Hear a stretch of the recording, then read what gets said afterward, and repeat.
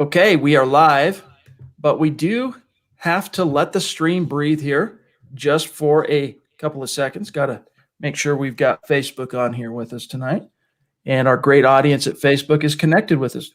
Welcome in, everybody, to the Huddle Up podcast, presented as always by Mile High Huddle, powered by Overtime Media. I'm your host, Chad Jensen, and with me as always, my partner in crime. You know him, you love him, my fellow football priest, Zack Kelberman. Zack, dude, we, of course, were off last night as far as the podcast goes, and a lot of news, but just the last 24 hours, so much to go through. But I wanted to start with getting your take on this. I want to say it was Brandon Cristal of KOA that broke the news that Nigel Bradham. Now, for those of you who might not be 100% certain who Nigel Bradham is, veteran linebacker, ex-Saint, right? Ex-Bill, I want to say. Anyway, signed with the Broncos, and he did get promoted to I should say elevated to the active roster for one game, but he just quit today. He just walked away from the Denver Broncos. What's your reaction? Can't say I blame him. I mean, they gave him 17 snaps all on special teams, no defensive snaps, and this is a veteran, capable inside linebacker who signed with the Broncos probably under the premise he's going to get some playing time on defense. I know it's a small issue, and he's not this all-pro guy, but it calls into question the way the Broncos have been managing personnel this season, from DeMar Dotson to Devante Bosby and now to Nigel Bradham. You wonder about the coaches. You wonder about what they're thinking, what they're seeing, the way they judge this talent. It's not an Elway problem. This is a Fangio problem and a coaching problem. Again, Nigel Bradham, he wasn't going to be the savior of the season, but to not play him at all, and when you have guys like Josie Jewell and Alexander Johnson getting exposed in pass coverage, and Nigel Bradham's specialty is what? Pass coverage? Makes no sense. Bizarre. It really is. I mean, I guess on one hand, I can understand that Vic Fangio, he feels like he can trust Jewell and Johnson because both of them now have 2 full years in his scheme under their belt. But, man, from a coverage perspective, you nailed it, dude. Like, this team, I mean, I wouldn't say it's been as bad as it has in years past in terms of the middle of the field just getting picked apart by opponents. It's been slightly better, and I think Fangio's X's and O's is what accounts for that. But neither Johnson nor Jewell have been good in coverage. And even Alexander Johnson today, Zach, he's like, hey, I've been solid. I haven't been that good this year. That's me paraphrasing. I've been solid. He talked about the fact that he's been unable to get those takeaways, those game-changing type of plays, interceptions, forced fumbles. Those have been few and far between for Alexander Johnson this year. And I'm not saying that, you should have replaced Alexander Johnson with a Nigel Bradham, but as a nickel linebacker, Zach, swinging him in there to run against, at least to help you cover the middle of the field, whether it's wideouts, tight ends, running backs on the outlet. It just seemed like a colossal waste of opportunity. What do you have to lose putting him in there? You have everything to gain. He wasn't going to be Patrick Willis, a 3-down guy for the next 10 years. You haven't had a pass covering an inside linebacker since Danny Trevathan. You finally pick up a guy off the scrap heap, and you don't even play him.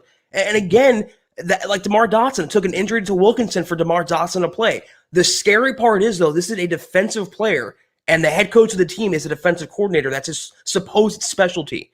I can't really explain why. I know he battled some injuries. I know he maybe took a little longer to learn the playbook, but look at that. Not one defensive snap in the weeks he was on the team. If he played one horrible game and he decided to walk away or they cut him, fine, but not to give him any opportunity in this kind of season, can't explain it. Dude, honestly, it doesn't really explain. I think it's part of the explanation. It's not the complete picture here, but I think because they paid Mark Barron, because remember, Nigel Bradham was part of the initial consideration when they ultimately chose to sign Mark Barron after, what's the kid's name? Justin Strnad got hurt in training camp, right? The rookie 5th-round pick. They went out and looked around. They talked to a bunch of different linebackers, ended up going with Mark Barron. Nigel Bradham was one of the linebackers they talked to then. He wanted more money than they were willing to pay at the time, so they went with Mark Barron.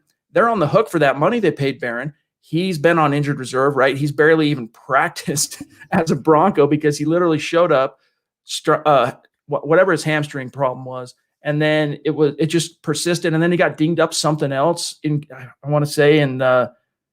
practice, and then so they put him on injured reserve. But Zach, for the last week or so, Barron has been back out on the field practicing. So I think this might also have something to do. This is just me reading the tea leaves. This is not me trying to report any insight or anything I've picked up from, a source or anything like that. I think this is also Bradham kind of reading the licking his thumb, putting it up in the air, which way the wind's blowing. The wind's blowing towards Mark Barron being the guy that gets that opportunity, not him. The wind's also blowing and making the Broncos a dumpster fire. And Nigel Bradham is a veteran player, and he walks. I don't think he's retiring based on the tone of that tweet. It looks like he wants to play for a contending team. And how could you blame him? Not only are the Broncos bad this year, he's not even playing for a bad team, and he's more than capable. He's almost overqualified to be a Broncos inside linebacker. So I don't blame him at all. I blame the Broncos for not playing the guy. It astounds me.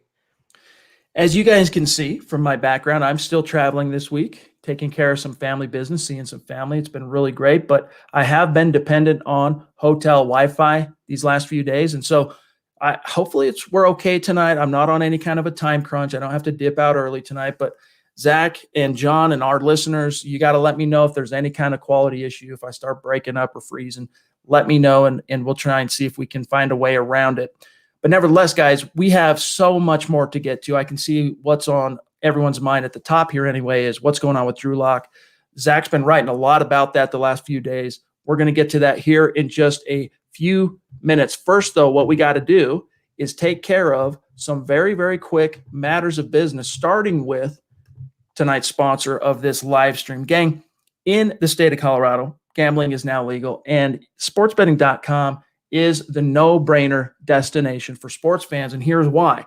You get sharp odds, low juice, you get hassle-free bonuses, which you can roll over after getting it, after using it one time, 24/7 live customer support, and it's always a real person in the United States. But the kicker, and this is what everyone really needs to pay attention to, is at sportsbetting.com right now, you can get a 100% risk-free week of sports betting up to $1,000. And it's not just one bet, but all of your bets. And the way it works, to really boil it down, simplify, is you play for a week. If your losses exceed your winnings, at the end of the week, sportsbetting.com will cover 100% of the difference, up to $1,000, and you can roll that over after one time. So head on over to sportsbetting.com/milehighhuddle. That's sportsbetting.com/milehighhuddle, and capitalize on a risk-free week of sports betting up to $1,000. All right, guys, really quick here. We will get to your questions to the stream, some super chats I can see there. But first, a couple of quick additional call outs here. As the show and as MHH continues to grow, especially on YouTube and Facebook and on Apple Podcasts, we got to make sure everyone knows how to connect with us on social media. Keep the conversation going. First and foremost, on Twitter, follow the podcast at Huddle Up, and then the main account at Mile High Huddle, and my partner, Zack Kelberman, at Kelberman NFL, myself, at Chad and Jensen. And then, gang, also a gentle reminder to head on over to the merch store and get your swag on, huddleuppod.com. Oh, as you can see here, nice work, John. As you can see here from one of the superstars in our community, Muhammad, he sent us a nice little, it looks like we paid this cat to model MHH swag. He's got the trucker hat. He's got the State of Being hoodie. It looks sharp, looks good. Looks like he's about to drop the hottest mixtape of 2020. Yes, dude. So Muhammad, you're a stud, and we got that up on Instagram as well. Because when you guys get when the merch shows up, we want you to send us these selfies. Maybe you're as savvy as Muhammad, and you take time to stage, and you have someone take it, and you really help MHH out. But Muhammad, you're a superstar in more ways than one, my friend. Look, as you can see, the hat, the hoodie, there's face masks, there's mugs, there's tank tops, there's T-shirts. There's a little something for everybody, and it's another way to support what we're doing here at Mile High Huddle. So shout out to you, Muhammad, and we appreciate you, my friend. Also, one last thing here on Facebook, as we continue to grow, across 90,000 followers in our community on Facebook. If you'd like to become an official supporter, though, on Facebook, just go to the page, facebook.com/milehighhuddle. You'll see the big blue button, and even right now, if you're watching on Facebook, there's a little thing in the chat stream that you click that and you can become a supporter. So it's another way to support what we're doing here if you would like to. And if you're not in a position to do those things and patronize the merch store, we're just happy to have you here, and we thank you for being with us. We do ask that you do these three things, and most of you do. You subscribe, like this video, especially crucial on YouTube, especially crucial on Facebook. And the great litmus test for Zach and I, are we doing a good job, is how much we see you sharing this content out there. If you think we're doing a good job for you on a day in and day out basis, share this video out on YouTube, on your Facebook, on your Twitter, on your social media. Help us continue to grow and reach new like-minded Broncos fans just like you. All right, real quick, John, I know we have a few supers, but I want to grab this question because Zach has been on top of this storyline the last few days. William Swenson on YouTube wants to know, is Drew Lock going to miss this Sunday? And is it Brett Rippon time? I smell a win. LOL. Maybe.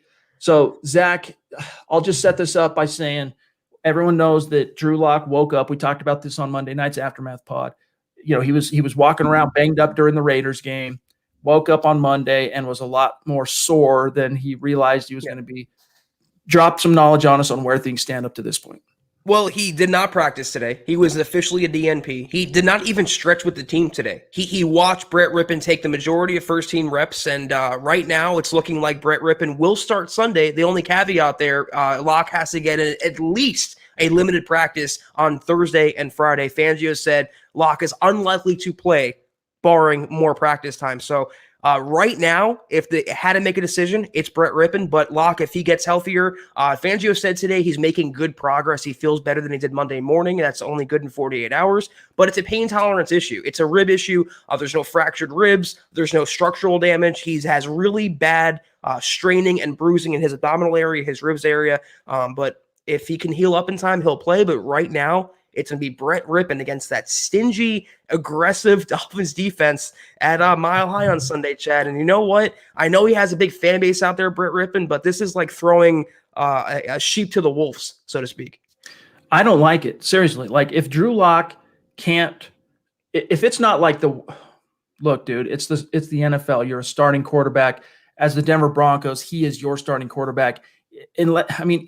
Pro quarterbacks, even when they're banged up, like think back to Peyton Manning. I want to speak specifically of the 2014 season. I know he had the foot and he missed a lot of time in his final year in 2015, but in 2014, he nursed a high ankle sprain down the stretch that really compromised him. That's why if you go back and look at his game logs from 2014, you see all this prolific production in the first half of the season, and then it really kind of tails off down the stretch. And it's because he had that high ankle sprain that just really robbed him of what modest athletic, let's just say, control that he had as a quarterback approaching 40. And, you know, but in those situations, Zach, there are things that the training staff can do, and not just treatment in terms of the day-to-day stuff, but on game day, there's meds they can take, there's shots they can take to allow them to not be as encumbered by pain. And I get it. It's ribs, and ribs are, all those muscles connect, and, it's different when you're trying to torque and throw. But listen, unless this dude has a broken bone or a broken, tendon in his knee or his elbow dude, this guy should play. And if the Broncos are even entertaining the possibility, and they obviously are because they're talking about it publicly, to me, it's just it's an excuse. It's them throwing in the towel when at this point they should be doubling down on Drew Lock, if only, Zach, for what remains in this season. If this dude just can't throw and he's in so much pain that he can't throw, okay, well, but why does he have to practice every single day in order to justify keeping his starting job? He's the quarterback. Like, he should be able to, he's a starting quarterback in the NFL. I get it that he's young, but if you can't trust this dude to go through the mental reps, sit in on all the game planning meetings, sit in on all the game prep that he needs to, if you can't trust him to show up still on Sunday and play, then that's an indictment in and of itself. Well, there's a theory out there in Broncos country that they're doing to Drew Lock what they did to Joe Flacco last year, which is use an injury to justify his benching or to move on from him or turn the page on him. I don't think they're there yet. They have to decide one way or the other. They have to see more on Lock. And Fangio said he committed to him after the game. You wrote the article, Chad, after the Broncos lost. He's still their quarterback. And Fangio said himself he wants to see Lock play. He needs to have more time on task, to quote you. But if Drew, he's going to want to play. He's not going to want to sit this one out. He's not going to want to be Wally pipped by Brett Rippon. If Fangio comes in there and lays down the law and says you're not playing even though you can, that should tell you all you have to know about Vic Fangio as the leader of men and as the head coach of this team. Right now, they're at a crisis point. Right now, they're at a fork right on the road. And which way they go will determine a lot about the future of the organization, not just with Locke, but with Fangio as well. Last thing I want to say is the risk they run, and we're going to grab Don right here next, the risk they run if they do end up going, we wanted a perfect week of preparation for Drew. And because it's not an absolutely perfect week of preparation, we're going to sit him down on Sunday against the Dolphins. Even if Brett Rippon comes in and plays well, but the Broncos lose, just because of the state of the team right now, it's only going to, because right now I wouldn't say that it's a quarterback controversy. I really wouldn't. I know there's Brett Rippon has his fan club, as modest as it might be, but it's not a bona fide quarterback controversy yet. But if you play Brett Rippon unnecessarily in week 11, and even if the Broncos lose, but kind of like the Jets game, he throws a couple of touchdowns, there's some action, they get into the 30s point wise, but it's in a losing effort. Fans are so desperate and starved for anything offensively, you're only going to create more of a negative upswell of momentum Drew Lock's way. Real quick from Don here. He says on YouTube, what's going to be a good measuring stick if Rippon can go out there and show poise and good judgment, reading the defense? It will show that Lock is not the future of the Broncos. So in other words, if he goes out there and shows good poise, judgment, hangs in there, it's an indictment on Drew Lock. I don't see how they're mutually exclusive there. If he has good poise and looks okay and competent against the Dolphins, that means Locke is not the future of the organization, or is that more of an indictment on Rippon's talent and what Rippon brings to the table? Just to hop on my previous point, though, I agree with you. If it's a pain tolerance issue, Drew Brees had a collapsed lung. He wore a flak jacket before last week's game, and he played through the injury. It wasn't just a new ribs injury for Brees last week. He played through it, so Locke could as well. But again, though, if they decide to play Brett Rippon, and let's say they play Rippon and Rippon goes out there and loses badly, or the Broncos lose badly, that would destroy whatever shred is left of Locke's confidence. It would signal to him that they're not high on him anymore. They're throwing in the towel for a guy who wasn't even drafted. Just like that, poof, his franchise standing is gone. So Fangio's playing with fire here. If Locke is healthy, he needs to play. If he's not healthy, that's another story. But if they're flaccoing him, it's not going to work out good for Fangio or the Broncos. Real quick, how's my internet connection been up to this point? So far, so good? Okay. Real quick, now, Kelsey, I'm not sure. Let me see. A competitor, former. Okay, so God bless her. Random Twitter user. I can't verify these stats. I'm going off faith here, but there's no reason to believe this person is lying. But it's good perspective here, Zach, okay? And shout out to our friend Larry, Broncos fan number 24 on YouTube, for bringing this to my attention. He retweeted this. She said, for everyone in Broncos country and meanwhile, Josh Allen talk, I'd like to remind you of his stats through his first 12 games. 5-7 as a starter in those games, 53% completion, 172 yards passing per game, 10 touchdowns, 12 picks. Looks kind of like Drew Lock's stats, if you ask me. Because what were his stats last year? 7-3, I want to say. And he's got 6, or is it now 7? 14 touchdowns to 11 picks. So up to this point.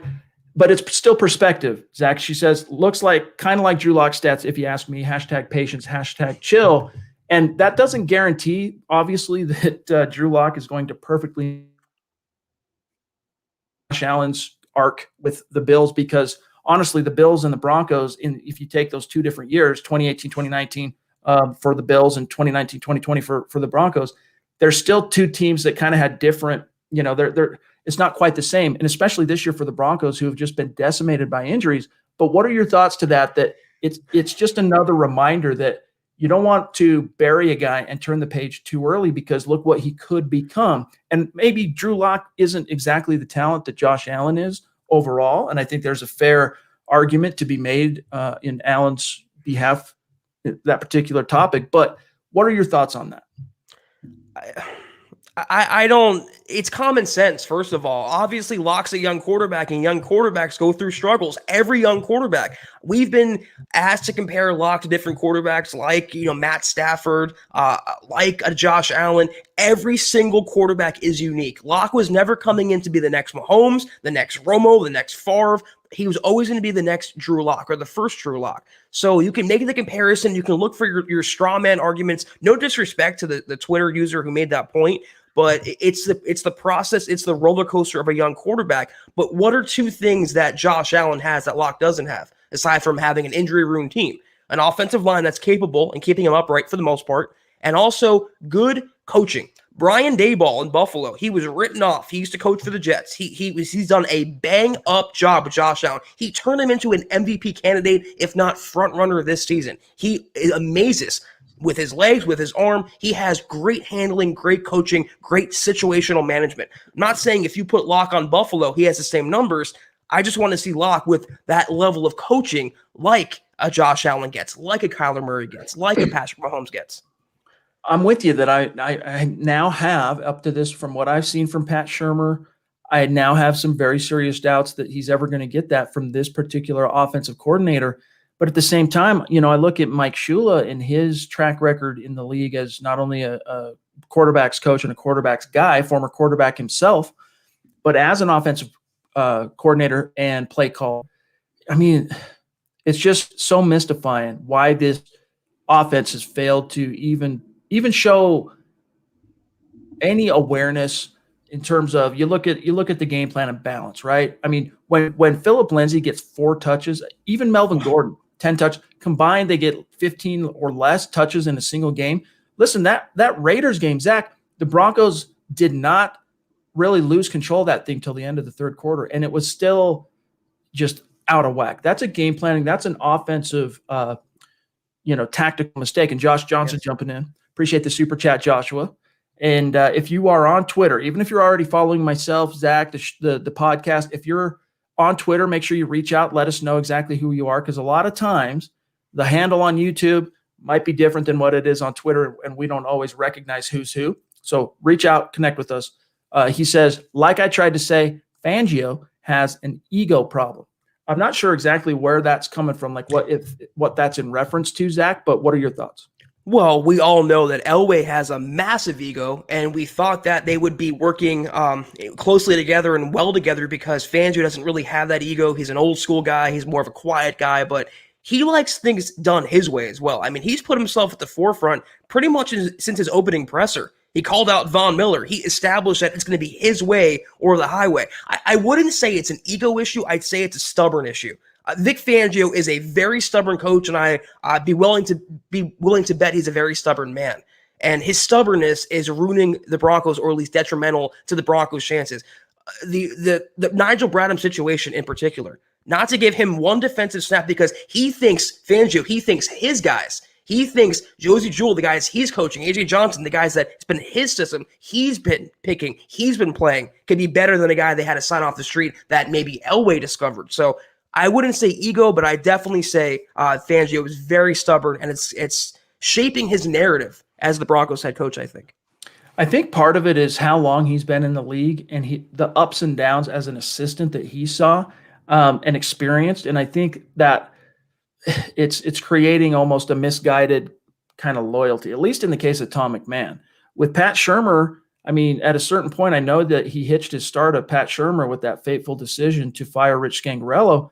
But at a certain point, even out of just your own sense of self-preservation, like if you're not going in there and getting in this dude's grill and saying, look, man, you gotta batten down the hatches. You got to get back to basics here. There is no excuse for us. You have 2 Pro Bowl running backs, dude, and you're not running the ball. You're not even trying to establish the run. Listen, telegraphing the fact that you're going to run on 2nd and 10 is not a sincere, committed approach to establishing the run. We're going to get to Devante here in just 1 second. D, thanks for bringing it up, my friend. We are going to get to that. Well, might as well do it now. All right, so yesterday, Zach, you had the story. The Broncos release Devante Harris, and for those of you who missed it, there's basically been 2 games in which Devante Harris really saw action. One game on defense, multiple games on specials, but 2 games in which he popped, and not in a good way. And they came in back-to-back weeks. Surprise, surprise. They finally pulled the plug, and he got swooped up and claimed by the Ravens. So he went from a 3-6 squad to a 6-3 squad. Watch how well he plays now. Like every other former Broncos, it seems like. But yeah, they were making room from some other players coming back from injury. They did sign Jordan Leggett to the practice squad. So the Broncos did some roster shuffling, but it was 3 weeks too late. They released the guy now after the disastrous Falcons outing when they could have just had Devante Bosby on the roster. Not only did they release Bosby, they kept Harris and then were forced to cut him because they finally admitted they made a mistake. Let me just, Chad, real quick before I forget this, my previous point about Fangio and the coaching staff, to your point about Tom McMahon. Someone tagged me on Twitter, Mike Zimmer in Minnesota, on the sideline on Sunday's game. He ripped into, I think it was a special teams coordinator. He was pissed off. That's when Cordarrelle Patterson returned a kick to the house. That's what I want to see from Vic Fangio. And also another point today, the Giants, they've won 2 games in a row now. In that NFC East, they're actually alive to win that division. What did they do? They fired their offensive line coach. And there's rumors as to what happened there, but Joe Judge, a rookie head coach, had enough grapefruits, cashews, whatever you want to say, to make a change to his coaching staff that he felt would be beneficial. He brought in his own guy. There is no reason why Tom McMahon should still have a job today. I've been tweeting it every single day. There's no reason why. There's no accountability, Chad. It all starts at the top, and this is why I go back to Fangio being so stubborn. It's actually hurting Denver now. Yeah, I mean, it's hard. You can't refute it. And Muhammad jumping in on Super Chat. Thanks, my friend. Really appreciate it. He says, I missed you guys. We missed you too, man. We chomp at the bit on the days in which we're off. We're off on Tuesdays, Fridays, Saturdays. And, of course, we miss you guys during that period. And also quick shout out to Jerry, one of our Facebook supporters. Good to see you, my friend. Look at that, rocking the MHH face mask like a boss. But, that's accountability. It's really becoming an issue for the Denver Broncos because, when things go sideways, here's a good example. Last year, Drew Lock talked about, under the coaching and tutelage of Rich Scangarello and TC McCartney, that, hey, man, the way he was coached was it's okay to make a mistake. You're a rookie. It's going to happen. What we want to avoid is making the same mistake twice or repeating the mistake, right? In the case of the Denver Broncos, that's just a small example. There have been so many instances in 2020 between players, coaches, screwing up big time with lack of accountability that at a certain point, the message that gets sent is that it doesn't matter. If there's no skin in the game. I can do this, I can do that, they can do this, they can do that. No consequences, no ramifications. And all the while, Fangio is at risk of losing control. And look, he's lost control. This is a 3-6 club. Their odds of making the playoffs this year are next to 0. I mean, they're not mathematically eliminated yet, but their odds are next to 0, Zach. So maybe he's just resigned to his fate. Maybe the message has come from on high, Zach, that, hey, stay the course. This was a bad year. We got hit by the injury bug, the pandemic, all this stuff. This is a macro perspective where we're going to develop guys. This is all about 2021. But if that's the case, that goes right back to our conversation earlier about Drew Lock. In what world would you even consider not starting him this coming Sunday unless he's literally incapacitated? Unless Fangio got a written guarantee he's coming back as the coach next season, which he hasn't gotten yet, based on what we know. There's no reason why Fangio, I'm not saying blow it all up. I know it's a little reactionary and impulsive, but there's no reason why he can't show at least emotion on the sideline, chat. I can't stand stoic head coaches, and he is the most stoic head coach I've seen in a Broncos sideline in quite a while. Even Vance was getting mad. Vance was going off on the sideline. Fangio stands there with his arms crossed. His face has the same reaction. The most he does is pace up and down the sideline. That's it. And his players and his team reflect that. There's no energy. There's no passion, aggressiveness. They look to their leader of men, and that's how he's leading them. And you see the results. The queen of MHH jumping in off the top rope as she so often does. Christy, amazing. We love you so much and appreciate you. And, it's like tonight, you're going to do what? I'm doing my podcast. I got to go break it down, do the Broncos. And I got this. And people are like, my family's like, wait, but what? It's because of you guys, right? Even when I'm not quote unquote in the office, even when I'm quote unquote kind of, out and about or on the road or whatever, I feel a responsibility. I feel that's the best way to put it. I feel a commitment to show up for you guys. Just like I said about Drew Lock, unless I'm on a stretcher, all right, knock on wood, I'm going to show up. And Christy, this kind of love and this kind of support is really what exemplifies that commitment for myself, for Zach, for our whole show, for all of MHH. So thank you so much for that generosity and everything you do for this community. She says, missed you all for the last few. Hope you all are doing good. Glad to finally catch it live. Thanks, guys, and go Broncos. Thank you, Christy. And to echo what Chad said, that's exactly why you're the queen, and our appreciation and gratitude for you, it really knows no bounds. So thank you very much. Bronco Batman in the hizzy. Good to see you, my friend, and appreciate the super chat as always. He says, hope not, but the infamous guy looking back meme. Hope not, but the infamous guy looking back meme be the Broncos. Drew. Oh, I see what you're saying. All right. Drew is the girl with the disgusted look. John is the guy looking back. The other girl is the draft QB prospect. Yeah. I mean, I don't know, man. This is an issue that to me at this point is clear as mud, meaning that I don't trust the Broncos to handle if they're really going to bail on Locke this early. And I'm not, look, he's been bad. Okay. But like you got to try and work him through this at least for 2020. If they're really going to use this as an opportunity to bounce on Locke, I'm sorry, dude. I can't trust John Elway and this front office, Matt Russell, to go through another quarterback evaluation process in the draft. So, look, basically what I'm saying is if you turn the page from Drew Lock, why should John Elway keep his job? Why should John Elway have any kind of benefit of the doubt in 2021? I'm saying that he can be the guy to pick the next quarterback. I mean, that's why if you're John Elway, man, you have got to stay the course. And maybe you do have to make a different decision in 2021 once you have a full 2020 body of work with which to evaluate. But it just drives me nuts, Zach. Yeah, I'm right there with you. And I think the apprehension and the lack of trust over Elway's quarterback picks, that ended with Flacco. And everything since then, it's just been, okay, we're forced to deal with Elway's decisions. But to make this comment more specific, that draft quarterback prospect, who he was looking at here is Trey Lance. The big arm guy, the prototypical quarterback that Elway likes. He might be in the Broncos range if they have like a top 6, top 8 pick. I could see that happening for sure. Elway seems to like new shiny toys every year. He gets sick of the old ones that don't function anymore. And if Drew Lock is not what he thought he was going to be, then he will go get the guy that he thinks is going to be a better replacement. It's just how Elway operates.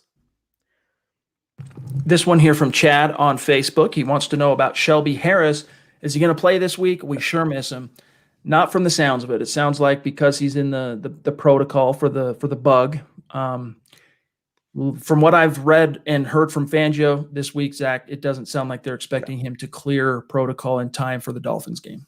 Yeah, him or defensive coordinator Ed Donatel, who's also dealing with the effects of the bug. So Shelby's still on the list. Until he gets cleared from that, he's out. So we also learned. Let me find this really quick here from Patrick Smythe, the executive of PR over for the Denver Broncos here. Bear with me 1 second.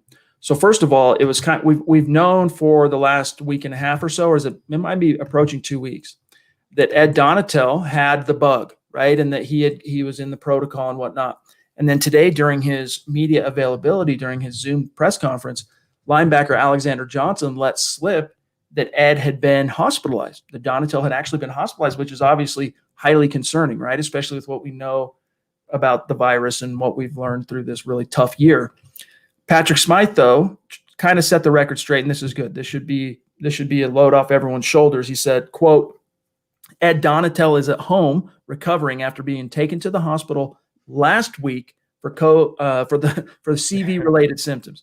Ed is feeling much better, starting to participate in virtual meetings and doing light physical activity. Ed is grateful for the support and looks forward to rejoining the team. So that's good, Zach. That means that he's out of the woods, so to speak. Like if they were able to let him out of the hospital, odds are that means his oxygen saturation levels are okay, and now he's just got to kind of get back on his feet.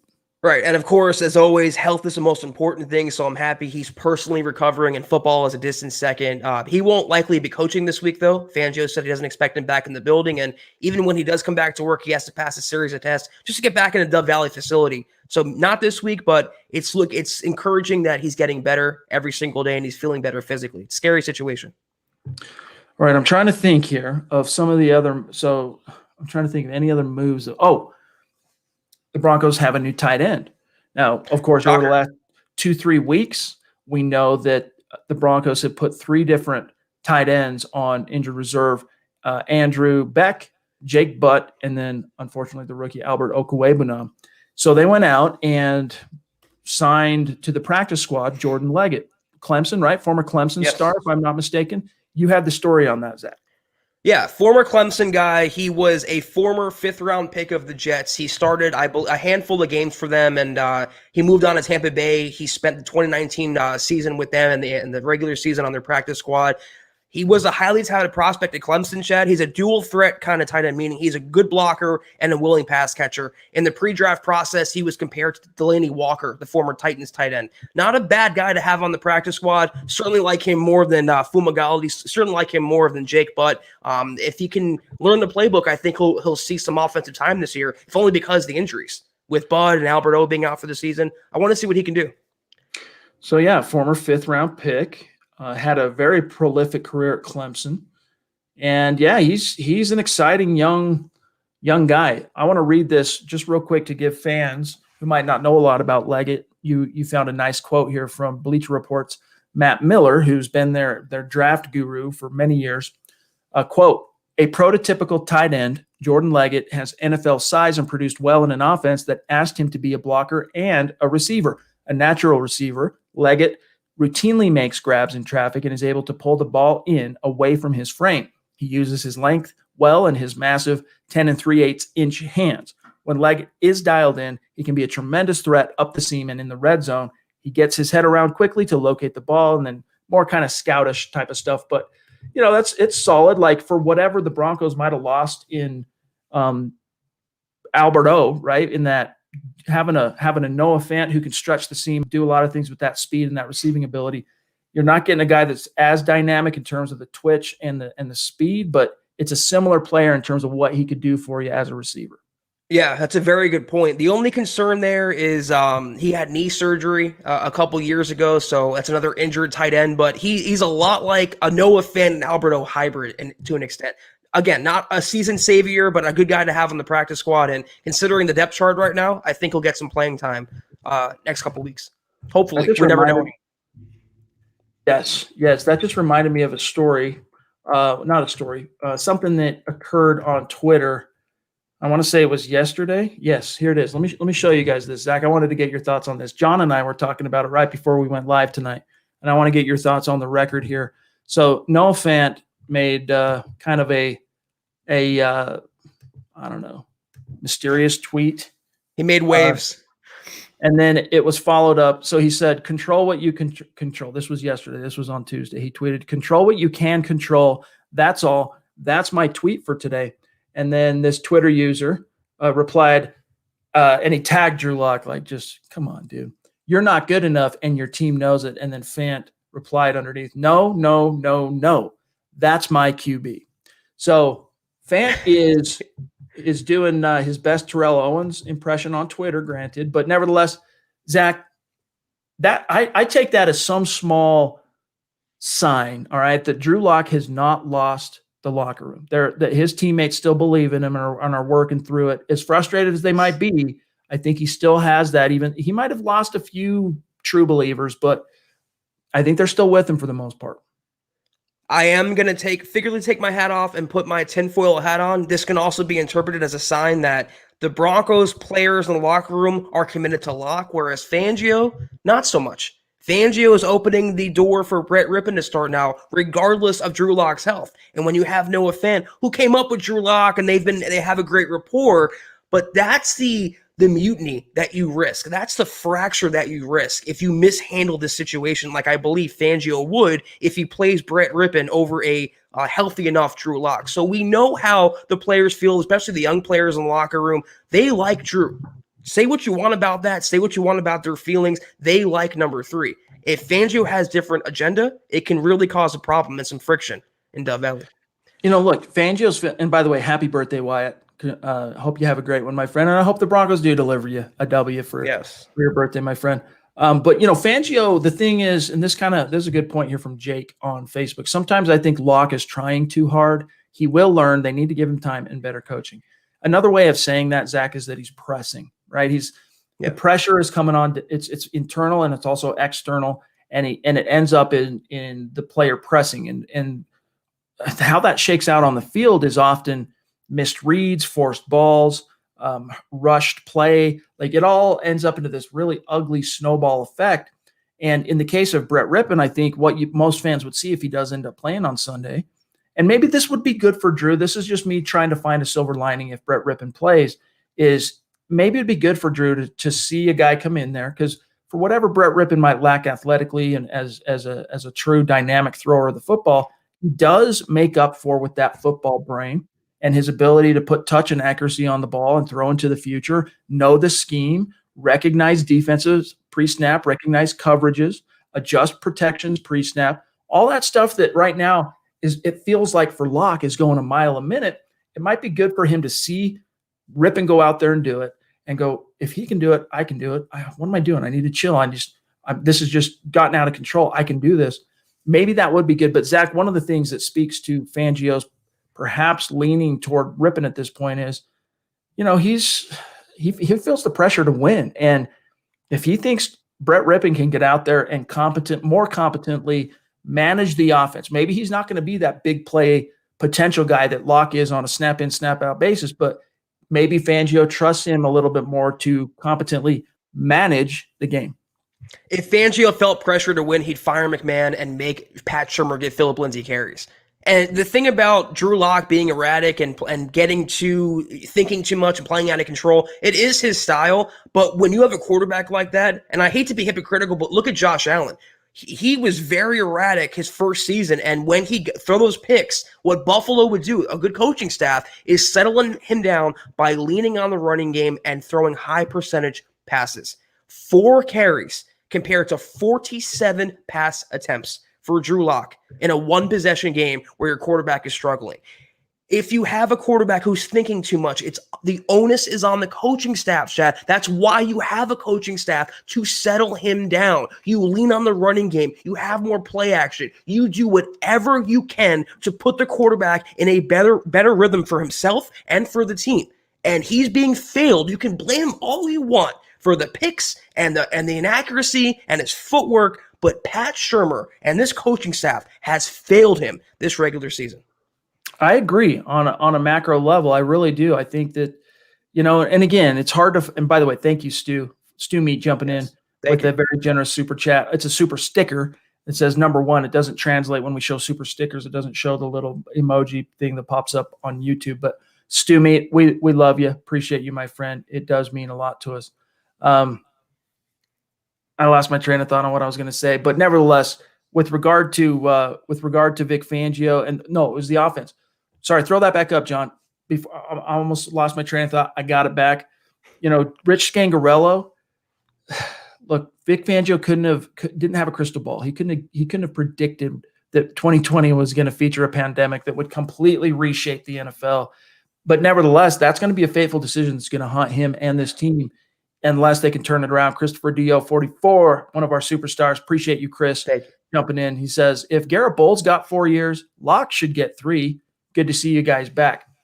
This was a perspective I had to start this season. It really was. I was like, you know what? Even if Locke doesn't have a great 2020, this is me. And you guys who've been with us a long time can remember me saying these type of things during the offseason and in the summer. That no, Locke gets 2020, he gets 2021. But it's been impressed upon me a little bit more, and they've kind of swung me, guys like Nick Kendall and Eric Trickle. And look, in today's NFL, with how quickly quarterbacks are coming out of the box and onto the field and playing well, NFL teams can't afford the traditional, let's give them their full rookie contract term to figure this thing out. And, Locke has to show more. In order for the Broncos to give him 2021 carte blanche, Zach, he's just frankly got to show more than what he's shown up to this point. And yes, Bowles did get the full 4 years, and it paid dividends up to this point. It really has paid dividends for the Broncos, but quarterback's just a different animal without the quarterback. Like, you can survive. I get it. Left tackle is a franchise building block, cornerstone piece that you got to have on the roster, but you can survive as a team with a fair to middling and even a subpar left tackle if you have a quarterback. But the inverted can't be said. Right. If you have a subpar, less than average quarterback, you're just going to be 3-6, and that's what it's looking like right now. Yeah, Chad, that's the exact point I was going to make. It's apples and grapes. I mean, a left tackle versus a quarterback, that's why they get more time. And let me tell you something. The only reason Garrett Bowles got as long as he did is the same reason Paxton Lynch got as long as he did. They both were first-round picks of Elway, and Elway wanted to give Bowles every single chance to justify that pick and to wipe some egg off his face. And whether that's the same with Drew Lock being a second-round pick, we do not know, but I wouldn't draw that comparison. I think it's a little, uneven. I'm still going back and forth on it, to be honest with you. I'm not sure exactly if I was making that decision, the one thing I could tell you right now is regardless, I would be pedal to the metal on getting Drew as many games this year as possible. Oh, yeah. And then I would cross that bridge in 2021.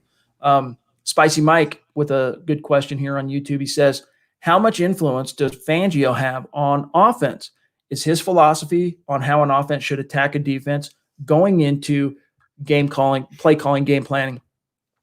Fangio's influence on the offense technically is absolute. He's the head coach. So in other words, if he walks into Pat Shurmur's office and says, here's what you're doing henceforth, then that's what goes. He's the boss.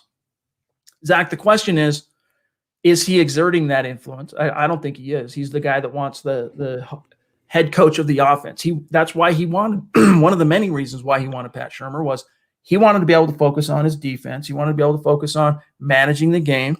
And he wanted someone else to basically be the head coach of the offense. And what better guy than a two-time former head coach to do that in Pat Shurmur? In Fangio's mind, that's veteran, experience, wherewithal. I can trust it. Rich Scangarello, 1 year, you did a good job getting Drew Lock through his rookie learning curve. Catch you on the flip-flop. And as far as his philosophy goes, we know what Fangio likes. His thing, anytime you ask him about what he likes offensively, he always uses the B word, Zach, balance. And he's not just talking about run to pass ratio, but how you run, how you pass. And it's in that nuance is what keeps defenses on their heels. I'm not seeing any nuance in Pat Shurmur's scheme. Yeah, I mean, what better guy than Pat Shurmur, the guy who was fired by the Browns and the New York Giants, two of the best franchises in the NFL. Fangio's influence on the offense is limited to looking at them through a defensive prism. It's looking at what the offense can do against his defense. He really, like Chad just explained, he's really set in his ways. And that goes back to him being stubborn and maybe not the best fit to be a head coach in this league. Maybe that's why he was always a coordinator. I don't think he has any input. I think he truly delegates to Pat Shurmur and lets him run the entire operation. And that's proven to be a fatal flaw in the Broncos season. Here's a good question for Zach here from Superbot on YouTube. He says, Zach, since you know about Cowboy business, can you tell us if there's any possibility that Jerry Jones doesn't sign Dak Prescott and we could go after him in free agency? That's one of Zach's jobs in the NFL is covering the Cowboys, the Dallas Cowboys for Heavy.com. What's your answer, Zach? Well, nothing surprises me anymore because this time last year I thought they would sign Dak to his deserved multi-year extension. I don't think he hits the open market. In a worst-case scenario, they will franchise tag him again at a guaranteed $37.7 million, and that's still, I think, less than what he would make on the open market. His injury muddies things, but let me just say one thing. I was going to tweet this. I was writing a story yesterday, and I accidentally wrote Denver Broncos quarterback DAKP, and I stopped myself there, and I got sad because I want that so bad. You put a healthy Dak Prescott on this team with a healthy offense, this is a 10-11 win Broncos team. I'd love to have Dak, top 8 quarterback in the NFL at worst. I just don't think he leaves Dallas. They'd be ridiculously stupid to let him get away. Duke Boynton, one of our superstars, he's up there on the MHH Mount Rushmore. This is a cat that I love. Duke, it's good to see you, my friend. He says the Broncos are a shell of their former championship years. For years now. It's not even entertaining to watch them play, but we've been spoiled. Yeah, to a point, Broncos fans have been spoiled in terms of, I guess predating 83 because you had the Orange Crush in the one Super Bowl, lost to the Dallas Cowboys, speaking of the Cowboys. But yeah, the Broncos have been spoiled. You got really lucky that John Elway landed the biggest free agent fish in the history of the NFL and convinced Peyton Manning to sign in Denver. And it has been some good times. But it's also been some pretty dark years. And unfortunately, you're reaching a point where all of that cachet, trust, benefit of the doubt that Elway built up as a player and a front office guy through 2015, and I'll say 2016, it has really not been able to withstand how bad 2017, 18, 19, and 20 have been up to this point. And I've seen multiple takes from NFL analysts across the country this last week or so say things to this point. I can't refute it. I can't pick a bone. I can't pick a nit. This is true. If John Elway were the GM of any other NFL team, see ya, he'd be fired. Yeah. That's the truth. Look, that's just the truth. So, but he's under contract through 2021. It seems like Joe Ellis and he are kind of attached at the hip in terms of the top executives. For one's on the business side, one's on the NFL side. But Joe Ellis also is CEO. Okay. And he's also one of the 3 members of the Pat Bowlen Trust. So he does wield more power than Elway. If his name was John Smith and not John Elway, he would have been fired, Chad. And you can argue he never would have gotten the job if he didn't have the last name Elway. They did have great success in the 90s, the 2000s. Elway won a title as a player, as an executive, but, all things come to an end. There's always a transition. Look at the Patriots this season. They're going through what's going to be a rebuild for them as well. Every team goes through it. You could argue, though, that they should have blown it all up and hired the right coach in 2017. That was the rebuild time. That was when they could have done it the right way. But they brought the wrong coach in to handle that rebuild, and they made it, I believe Vance called it a reboot and not a rebuild. They didn't handle it the right way. That's what you put on Elway. His coaching selections have been the dominoes that have fallen, that have led the Broncos to where they are now, which is totally irrelevant, completely. Josh, jumping back in. Appreciate you. JJ. He says it's easy to stop the run and make our O-line look bad when defenses have zero worry about setting the edge. Last 2 weeks, teams are just crashing, and that's true. And that should be jumping out on tape. You have to wonder how much not having a true bye really hurt this team, because it's during the bye where teams do self-scout. They look at their own film. They check their own tendencies. They try and figure out how other teams are viewing them and game planning against them, because they have a week to do it. They have an additional week in the schedule. And this last time, even though they didn't have a game to play that in week 5, they were told all week long they were prepping for a game. And it wasn't until the 11th hour, after it had gotten rescheduled from the Sunday to the Monday, that the NFL came and said, no, actually, we're going to go ahead and redo your whole schedule. You don't get a bye. You're playing the Patriots next week. Zach, I do wonder how much that has impacted Shurmur's apparent obliviousness to some of these issues. But Josh, you're not wrong, dude. Inside, outside zone, rinse, repeat. Inside, outside zone, rinse, repeat. There is no. Let me see a trap. Let me see a toss. Yes. Let me see a sweep. Jeez. All right. Let me see a guard pull every once in a while. Let me see something besides the rinse, repeat, inside, outside zone. And Chad, how many times are the Broncos in second and short or third and short? The rare times they are, and they're in 4 and 5 wide shotgun snaps. It totally tees the defense off. It's going to be a passing play. There's no element of surprise. And I don't want to hear about excuses when you have 47 pass attempts and you give Phillip Lindsay, your most explosive playmaker, 4 carries. 4 carries. He should be having that in half a quarter, let alone a game.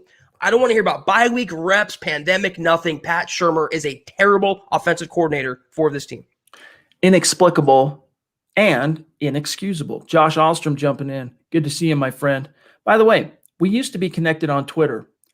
I want to say it was Monday Night Show. It might have been Sunday Night Show. I was trying to find you to shout you out after the pod for being a superstar, and I couldn't find you. So if you're still on Twitter, let me know what your handle is so we can stay connected. He says, I think whether we draft a new quarterback should be based on draft position. I don't want any trade-ups. So if we don't, will a top guy fall to us? I think the best case hope you would have if the draft ended, if the college season ended today, and let's just say Broncos are going to land somewhere in the top 10, the best chance you got, you're not getting close to Trevor Lawrence. You're probably not getting close to Justin Fields. But as Zach mentioned earlier, Trey Lance from North Dakota State, and then also Zach Wilson from BYU.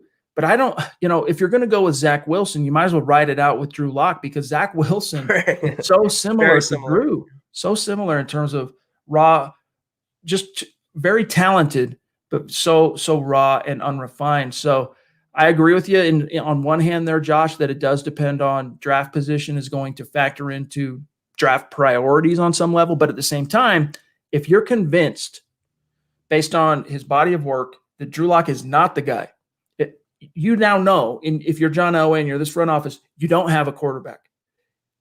What wouldn't you pay then to get Trevor Lawrence? Go sell the farm. This team is already so deep and talented. Once they get these horses back that are hurt, these last 3 drafts, Elway has done a good job in the draft, stocking the shelves.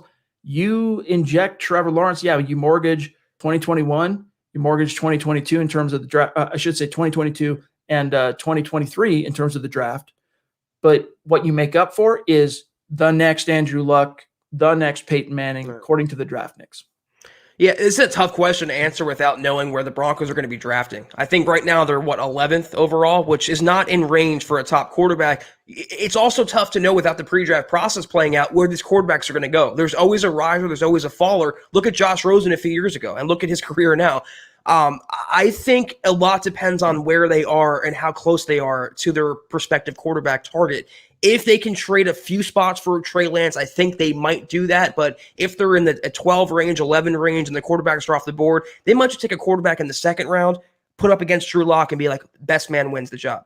I think Lock stays on the roster next year because he's on his rookie contract still. He's making peanuts as a second-round pick. It would be stupid to get rid of him when his upside is still technically there, theoretically. It's a multifaceted question to answer. I think Elway will be tempted. I don't see him selling the farm for Lawrence, nor do I see the Jets being open to trading out of that pick. But a guy like Wilson, a guy like Trey Lance, I can definitely see it Elway percolating in his mind. Yes, indeed. All right, let's grab here KP. Big Kev, we love you. We appreciate you. One of our superstars, longtime listener, bona fide linchpin member of the MHH community. Thank you, Kevin. And he speaks to what we just said. Elway has stocked the shelves. There is talent on this team, which makes it all the more frustrating the injuries they've suffered and all the more frustrating the coaches haven't been able to maximize the talent. KJ Hamler is a baller. I agree, man. He's a guy that's going to be he could very well be a stud for this team for many years to come.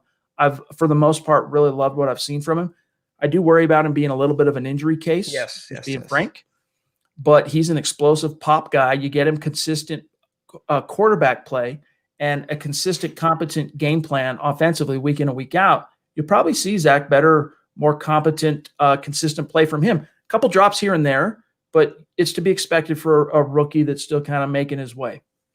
Coaching, again, I hate to cite Buffalo once again and Brian Daboll, but look at Isaiah McKenzie. He's been a weapon for them since leaving the Broncos. Look at what John Brown has resurrected his career. And let me tell you something about KJ Hamler. His upside dwarfs both of those players combined. He can be a legit poor man's version of Tyreek Hill for this Broncos offense, a true game changer, but they're not even getting the ball in his hands. Nothing over the middle, no screens, no crossers, nothing imaginative, and that falls on the coaching.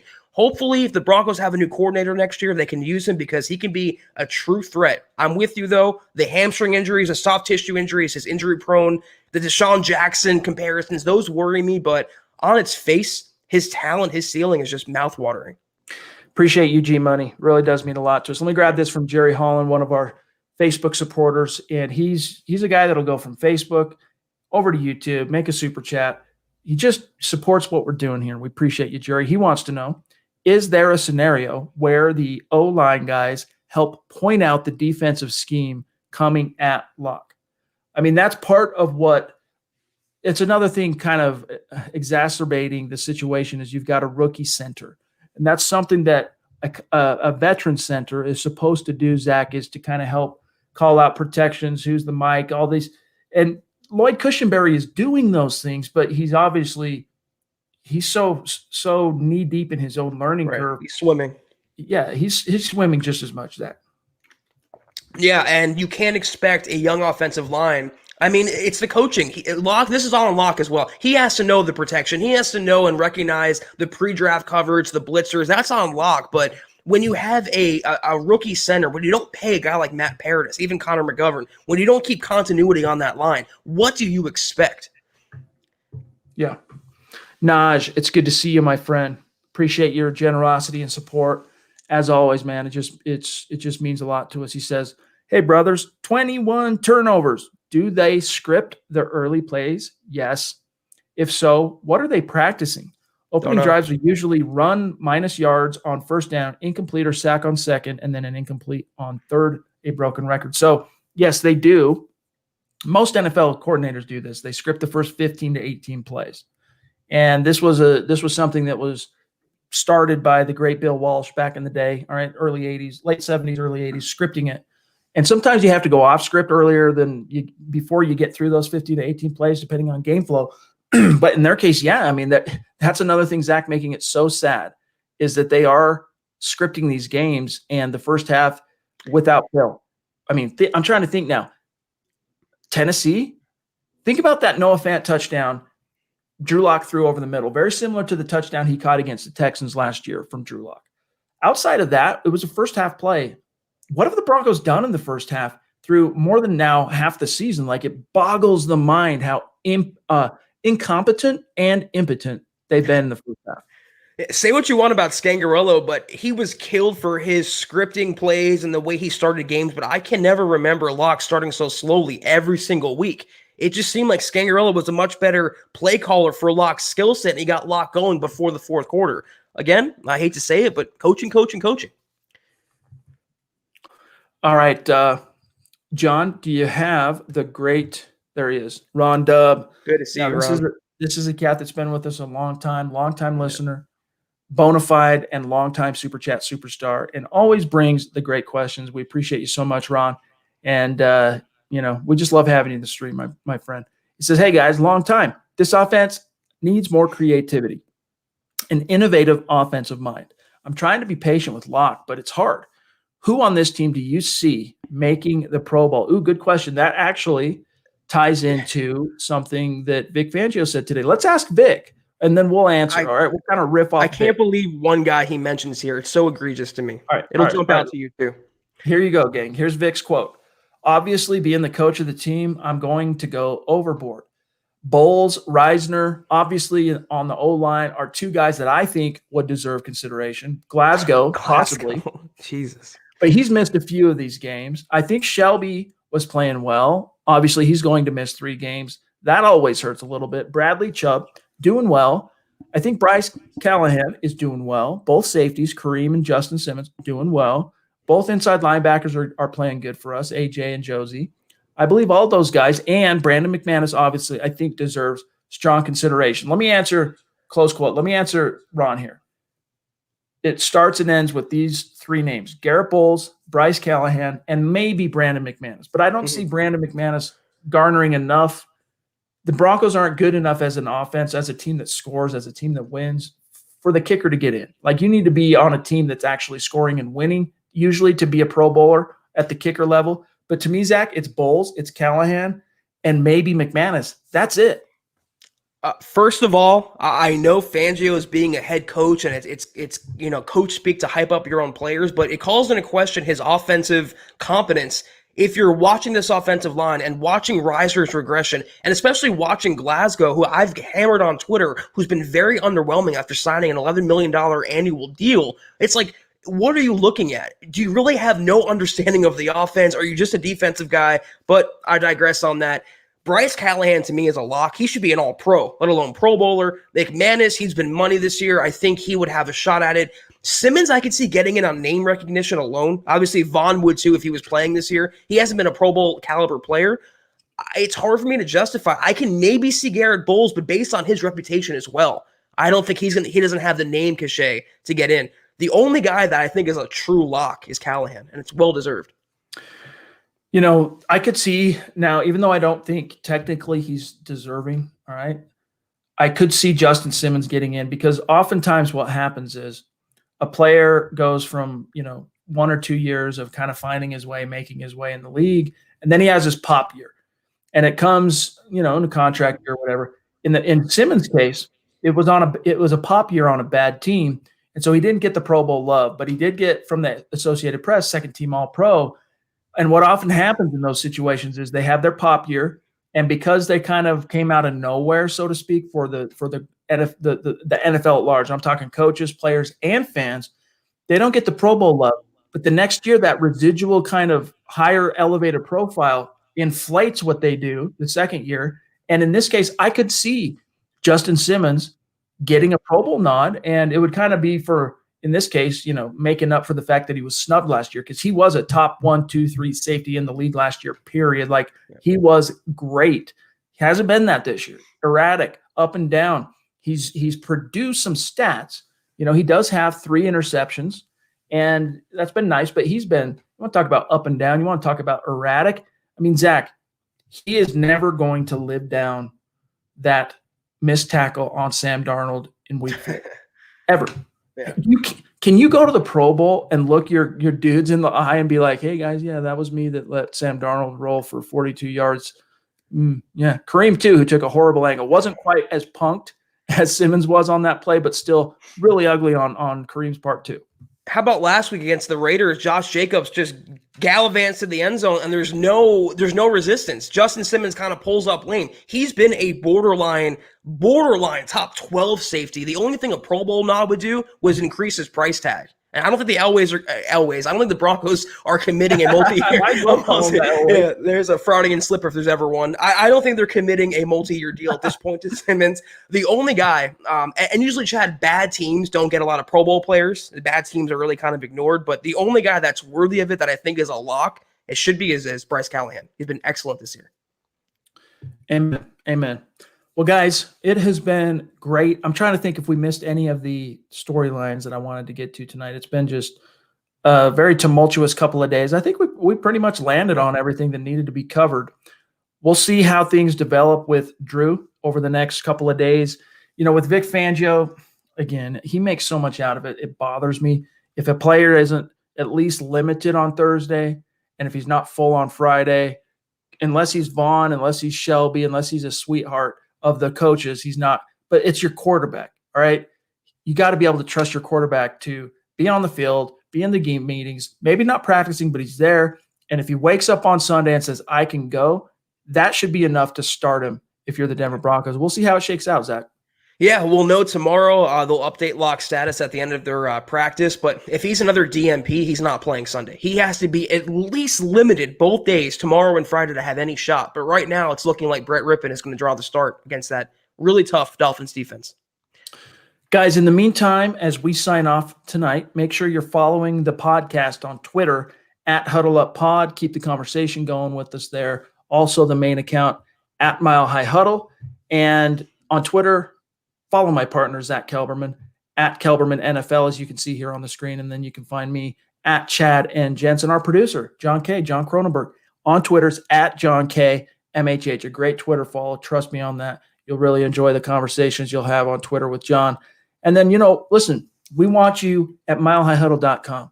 Today, all week long, as I've been traveling and doing some family stuff, Zach has been on fire. Just dropping article after article, covering all the news that's happening out of Broncos HQ.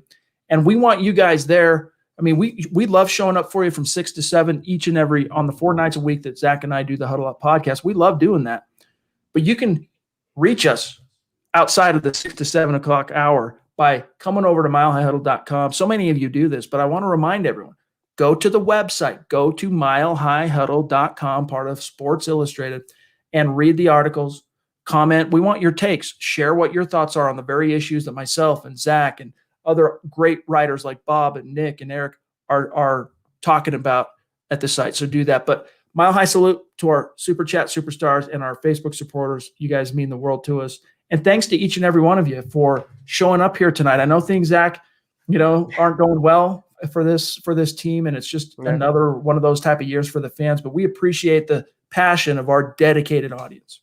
It's been a trying year from start to finish, not just with football, but you guys are the one constant. This podcast is the one constant. And we get so many comments that are saying and praising us for distracting you guys or providing you entertainment. You do the same thing for us. You're our escape as well. You're our little slice of paradise 4 nights a week. So again, mile high salute. We cannot appreciate you or thank you enough. We'll see you tomorrow night.